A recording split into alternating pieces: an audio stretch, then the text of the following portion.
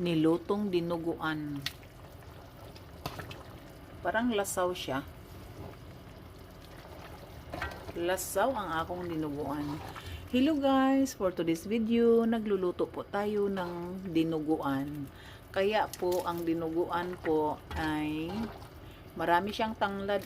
Iwan ko lang kung anong nilagay ninyo po sa dinuguan na niluto nyo. Dahil po, ang alam ko, dinuguan ay meron siyang tinai.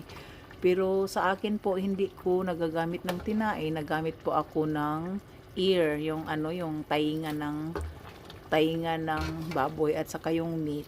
At saka medyo nag-ukol-ukol yung yung dugo na nilagay ko dito.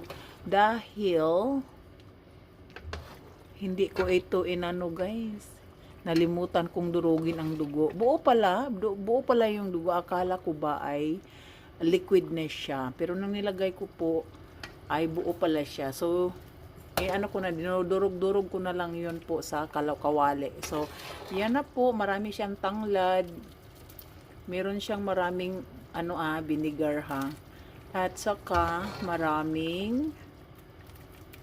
maraming sangkap ito guys. Basta, ubos lahat ang nandito sa kusina ko pag ng dinuguan kahil yan may mga leaves pa yan. May tanglad, may maraming ginger, ahos, basta.